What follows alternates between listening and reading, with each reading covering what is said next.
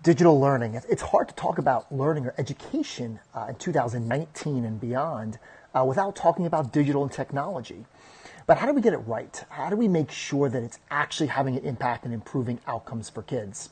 You know, my colleague at the International Center for Leadership and Education, Bill Daggett, says, culture trumps strategy. We can talk about ideas, we could talk about strategies, but is the culture in place? Not just to support digital, but just to support learning in general. So let's talk about culture. You know, you have to have the right culture if we want to improve student outcomes. So when we think about digital, what has to go into play? Here's some ideas. First off, build a shared vision. You know, if we want technology to be utilized with purpose, we need that vision has to have input from teachers, from students, from parents, from other community members, not just administrators and not just a select few.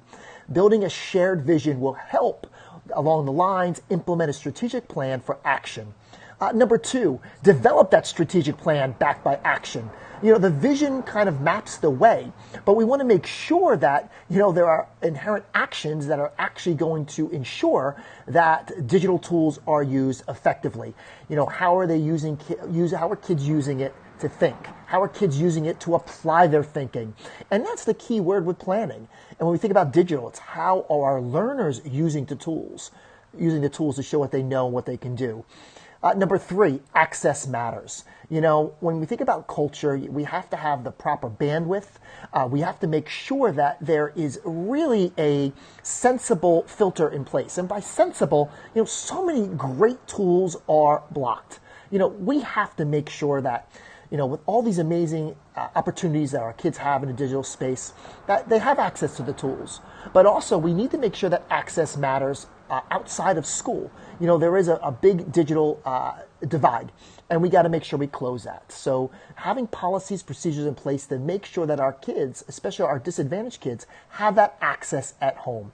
Number four, ongoing job-embedded professional learning for teachers and administrators and even our students. You know, when we think about the right culture, it comes down to support and professional learning. I can't emphasize enough, the one and done, the drive-by just doesn't get results. The right culture has professional learning built in for the long term. Number five, monitor with intent. You know, what gets monitored gets done. It's hard to ensure that digital is actually being used appropriately with purpose, aligned to higher order thinking and application, if we aren't monitoring. So that monitoring is not an I gotcha. The monitoring with intent is providing essential feedback, timely feedback, actionable feedback to make sure that the tools are used appropriately. Number six, provide support. You know, support can come in many ways. Yes, it could come in the form of professional learning, but it could also be, you know, if you're an administrator, cover a class for a teacher so he or she could go see someone that's doing it effectively. You know, thinking about providing other opportunities for teachers to go off-site to learn how to use the tools. Support could be providing that access or working into your budget to provide more opportunities. I think I'm up to number 7, but numbers just matter. Who cares about numbers? Model the way. You know, don't expect others to do what you're not willing to do yourself or have not done yourself. You know, when we think about creating a digital learning culture, you have to model. You know, I learned that the hard way. You know, I remember a teacher telling me, you know, Eric, we're not doing it because you're not doing it. So if you want your kids to do it effectively, how are you modeling that? If you want your teachers to do it effectively, how are you modeling that?